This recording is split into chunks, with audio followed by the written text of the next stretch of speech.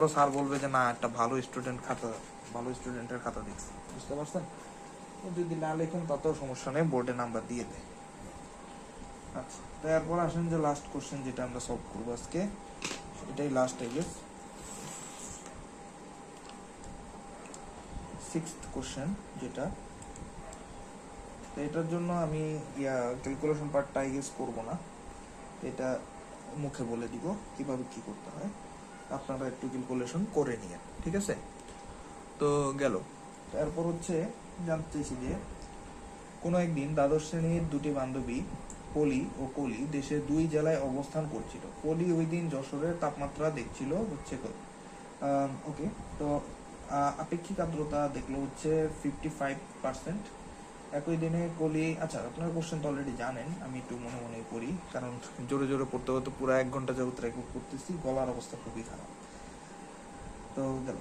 আচ্ছা, তারপর হচ্ছে যে 33, ওকে ওকে। তো গ নাম্বার কোশ্চেন যেটা আপনারা যেটার জন্য ওয়েট করতেছেন আই গেস, যে গ নাম্বার কোশ্চেনটা সলভ করব। তো ওই দিন যশোরের শিশিরাঙ্ক হিসাব। তো যশোরের কি বলছে, যশোরের, তাহলে আমার ডাটাগুলো কোন জায়গায় নিতে হবে, যশোরের অবভিয়াসলি। তো যশোরের শিশিরাঙ্ক মানে থিটা অফ এফ, যেটা আমরা নামে চিনি থিটা অফ এফ, ওইটা জানতে চাইছি। তো থিটা অফ এফ কিভাবে বের করতে পারি, এখানে দেখেন আর কি কি দেওয়া আছে। যশোরের তাপমাত্রা দেওয়া আছে, থিটা দেওয়া আছে কত 30 ডিগ্রি, আর কি দেওয়া আছে, আর রিলেটিভ হিউমিডিটি কত দেওয়া আছে 55%, যেটাকে আমরা চাইলে 0.55 লিখে নিতে পারি, কোনো সমস্যা নেই। তো গেল। এরপর হচ্ছে আমরা জাস্ট এটার জন্য যে সূত্রটা জানি, আর এইচ ইকুয়াল ওই যে কিছু বাংলা লেখার যেটা বড় সূত্র আছে না, ওইটাকে আমি কিভাবে মনে রাখি। তো এটাতে আমি মনে রাখি হচ্ছে যে ধারণ ক্ষমতা ডিভাইড উপরে হচ্ছে আছে, ওকে। এখন স্যার আপনি এটা কি বললেন, এগুলো অবভিয়াসলি আমি থিওরি ক্লাসে কভার করার কথা। তো এখন মেইন কথা হচ্ছে আপনারা অবশ্যই হচ্ছে আমি যতটুকু বুঝতেছি যে অ্যান্সারের জন্য ওয়েট করতেছেন। তা আর এটার জন্য হচ্ছে উপরে হচ্ছে শিশিরাঙ্কটা থাকে, আর নিচেরটা হচ্ছে রেগুলার যে তাপমাত্রা, এটার জন্য যেটা থাকে।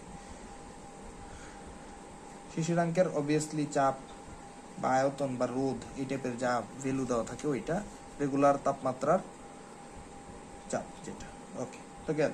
তো আর এইচ আপনার এখানে দেওয়া আছে, আর এইচ এর ভ্যালু কত দেওয়া আছে, ডাইরেক্ট আমি ভ্যালু লিখি 0.55 ইন্টু রেগুলার তাপমাত্রার চাপ যেটা, এই যে মানে 30 ডিগ্রি সেলসিয়াস যেটা আছে, এটার জন্য আমাদের দেখেন কি দেওয়া আছে, এই যে 30 ডিগ্রি সেলসিয়াসে সম্পৃক্ত বাষ্পচাপ দেওয়া আছে কত 31.83 মিলিমিটার এইচ, ঠিক আছে। তো শিশিরাঙ্কের চাপটা কত তাহলে বলেন তো, শিশিরাঙ্কেরটা আমরা এক্স ধরে নিলাম, তাহলে আমরা এক্স এর ভ্যালু পেয়ে যাব কত,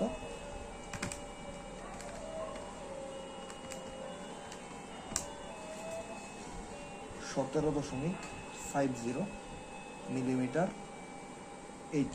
এখন আমাদের ম্যাথটা এখনো সলভ হয়নি। তো কেন সলভ হয়নি স্যার, কারণ আমাদের এখানে দেখেন তো কি দেওয়া আছে কি দেওয়া নেই, দেখেন তো আমাদের এখানে যে এটার আমরা সলভ কিভাবে করব। দেখেন আমাদের অ্যান্সার আসছে 17.50, কিন্তু এখানে দেখেন 21 ডিগ্রি এর জন্য দেওয়া আছে কত 18.68, আর 20 ডিগ্রি সেলসিয়াসের জন্য কত দেওয়া 17.54। এখন তাহলে আমরা এটা সলভ কিভাবে করতে পারি, কারণ আমরা দেখেন আমরা হচ্ছে এটা সবচেয়ে কাছাকাছি যে কাছাকাছি ভ্যালু কি এটা। এখন এখান থেকে আমরা সলভ করতে হলে জাস্ট কি করতে হবে বলেন, কিভাবে সলভ করা যেতে পারে। তো আমরা জানি যেটা এই দুইজনের বিয়োগফল, এই দুইজনের বিয়োগফল, এভাবে একটা সলভিং প্রসেস আছে। 1 ডিগ্রি সেলসিয়াস কি চেঞ্জের জন্য কত আসে বলেন তো 18.68 মাইনাস 17.54 কত আসলো 1.14। এখন দেখেন এটা আছে 4, এটা আছে 0, তাহলে 0.04 ডিগ্রি সেলসিয়াস চেঞ্জের জন্য কত আসবে বলেন তো। তাহলে 1 ডিগ্রি চেঞ্জের জন্য এত, তাহলে এতর জন্য কত হবে বলেন, গুণ হবে জাস্ট সিম্পলি জাস্ট সরি আমার মনে হয় একটু ভুল হয়েছে। ও আচ্ছা, হ্যাঁ আমরা একটু উল্টা লিখে ফেলছি, ঠিক আছে। আমার জাস্ট সম্পর্ক এইটা, তার মানে 1.14 মিলিমিটার এইচজি চেঞ্জ কত ডিগ্রি, 1 ডিগ্রি, ঠিক আছে। তাহলে 0.04 মিলিমিটার এইচজি চেঞ্জ, তাহলে কত আসে 1 into 0.04 divided by 1.14 degree Celsius, তাই না? তো করি 0.04 ডিভাইডেড বাই 1.14,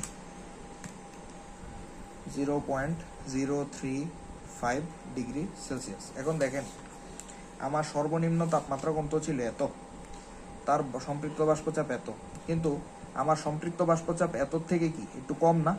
তাহলে আমার কত হওয়ার কথা, এটা 17.54 থেকে -0.04, এরকম না? ঠিক কিনা? ব্যাপারটা ধরতে পারছেন? আগে ধরতে পারার কথা। এত কি হওয়ার কথা, মিলিমিটার এইচজি। তাহলে এখান থেকেও জাস্ট কি হবে বলেন তো, এই 17.54 কার ছিল, 20 ডিগ্রি সেলসিয়াসের। তাহলে এখান থেকেও কি এতটুকু ডিগ্রি সেলসিয়াস মাইনাস হয়ে যাবে, জাস্ট 0.035 সেন্টিমিটার সেলসিয়াস। ওকে, তো যাই হোক, ওই এলাকার কুকুরগুলো একটু বেশি চিল্লাফাল্লা করতেছে, আপনারা আবার কিছু মনে করেন না, ঠিক আছে। ওকে, তা দেশের চলমান পরিস্থিতি তার কি আর বলবো, যাই হোক 20 মাইনাস 0.035 গেল।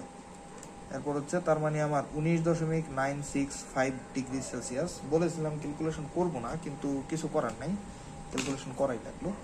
ফাইনালি এই এটা হচ্ছে কি আমার শিশিরাঙ্ক গেল। বুঝতে পারছেন সবাই? আশা করি সবাই বুঝতে পারার কথা। ওকে, এটা 9 নম্বর পেজ ছিল আমার। তো এটা হচ্ছে আমার শিশিরাঙ্ক কি, হ্যাঁ আগে সবাই বুঝে ফেলার কথা।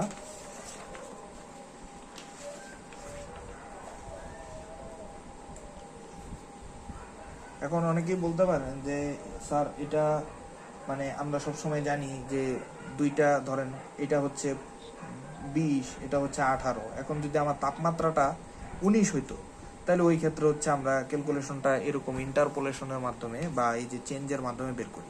কিন্তু এখানে দেখেন আপনার কিছু করার নেই, আপনার যেটা আগেও বলছি যে এরকম আপনার একটা কন্ডিশন তৈরি হচ্ছে না, আপনার আপনার যে রেজাল্ট আসছে ওইটাই সবচেয়ে ছোট।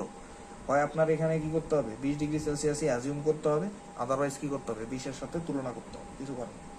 তো গেল। এরপর হচ্ছে জানতে চাইছে এই কোশ্চেনটা একটু মজাদার কোশ্চেন, এটা আমি সবাইকে পড়াই থাকি, এটা আগেও পড়াই দেওয়ার কথা। তো গেল। তারপর হচ্ছে যে ওই দিন পলি বলছিল যে সে কলির চেয়ে অধিক আরাম বোধ করতেছে। তাহলে পলি কি, পলি বলছে কি সে কলির চেয়ে বেশি আরামে আছে। তো বেশি আরামে থাকার মানে কি, তাহলে তার আরএইচ যেটা, তাহলে তার আরএইচ থেকে কম হবে কেন? তাহলে RH1 RH2 দিদি। এখন কেনর ব্যাখ্যা হচ্ছে, কারণ যার আরএইচ বেশি বেশি তাহলে তার এখানে পানি বেশি, পানি বা জলীয় বাষ্প যেটাকে বলা হয়, পানি বা জলীয় বাষ্প পরিমাণ বেশি। এখন পরিবেশে জলীয় বাষ্পের পরিমাণ বেশি থাকলে আপনার শরীরের ঘাম আর শুকাবে না, বুঝতে পারছেন? আপনি বেশি করে ঘামাবেন, ঠিক আছে, ঘামাবেন বেশি। আপনার জামা কাপড় যদি ধুয়ে রোদে দেন, ওই ক্ষেত্রেও কি শুকাবে দেরিতে, বুঝতে পারছেন? এই জন্য শীতকালে তাড়াতাড়ি শুকায়। এগুলো হচ্ছে থিওরির ব্যাপার। ঘামাবেন বেশি, আপনি ঘামাইলে বেশি অস্বস্তি ফিল করবেন। তো সে যেহেতু আরামে আছে, তাহলে তার আরএইচও কি কম, বুঝতে পারছেন? তার এখানে পানি কম, তার এখানে কম ঘামাবে। এখন এখানে জানতে চাইছি যে তার উক্তিটা সত্য কিনা। তাহলে আমার পলির আরএইচ বের করে দেখতে হবে বা কলির আরএইচ বের করে দেখতে হবে। তো দেখেন এখানে, তো পলির আরএইচ আমার অলরেডি দেওয়া আছে, পলির RH1 যেটা, ওইটা দেওয়া আছে 55%। এখন তাহলে আমার RH2 যেটা হচ্ছে কি কলির জন্য, ওইটা বের করে আনতে হবে, বুঝতে পারছেন? আমরা কিভাবে কোন জিনিসটা বের করতে হবে ওইটাতে আমরা চলে আসলাম। এরপর হচ্ছে কিছু মজার ব্যাপার মনে হয় দেওয়া আছে, তো দেখি কি দেওয়া আছে, ও গ্লেসার দিয়ে ম্যাটটা করতে হবে। তো যাই হোক, কি আর করার। তো ওকে, আর একটু তাড়াতাড়ি শেষ করতে চাইছিলাম। তো এখানে হচ্ছে শুষ্ক আর সিক্ত বাল্বের তাপমাত্রাগুলো দেওয়া, ওগুলো আমরা শুষ্ক আর সিক্ত ইউজ করব। তারপর হচ্ছে গ্লেসারের উৎপাদক জি এর ভ্যালু দেওয়া আছে, এগুলোকে ব্যবহার করে কি করতে হবে,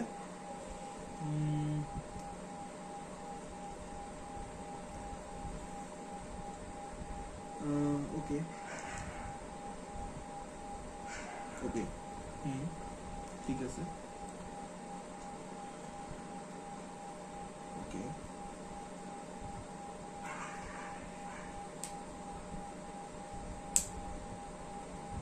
আচ্ছা, তাহলে আর কি করার দেখেন আমাদের, হ্যাঁ কোশ্চেনটা আমরা একটু পড়ে নিলাম। ঠিক আছে, কোশ্চেনটা একটু দেখলাম কোথায়, হ্যাঁ হ্যাঁ কোশ্চেন আবার লোড হয়েছে, যাক ভালো লাগতেছে।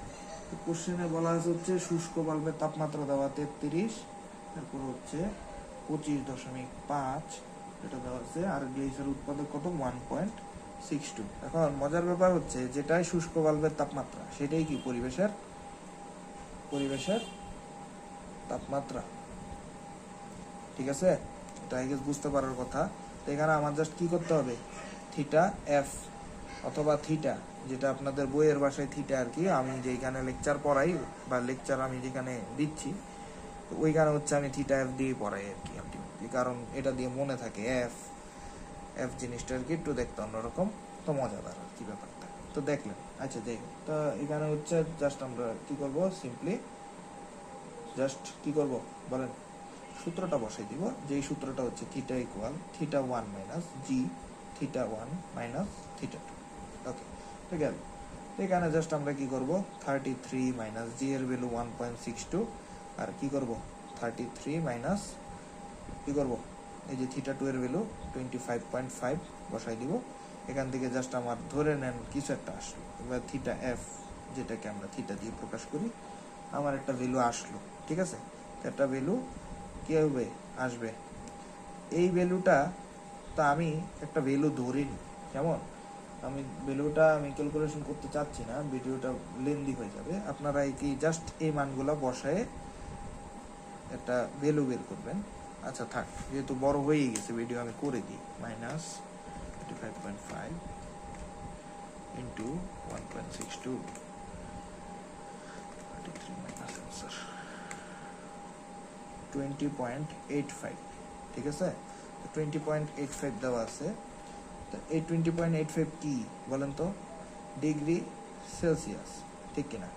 তাহলে 20.85 ডিগ্রি সেলসিয়াস এটা কাদের কাদের মাঝে পড়ে বলেন তো, একটু বলেন তো।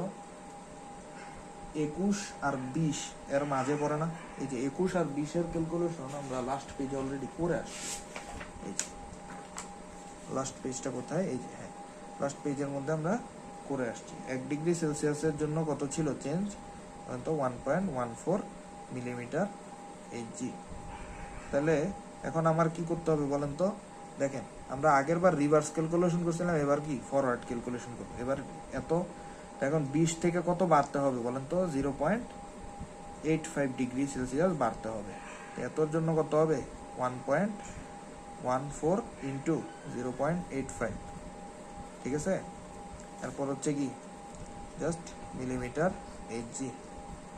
ওকে, তাহলে এরপরে কি আমরা জাস্ট গুণ করে দিব, 1.14 ইন্টু 0.85 কত আসলো, 0.969 মিলিমিটার এইচজি গেল।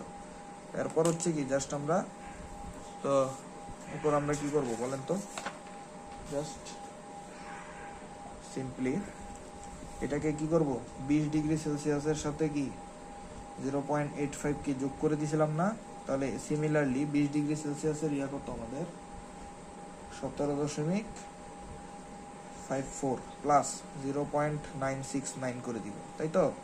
এটা চলে আসলো কিসে, শিশিরাঙ্কে।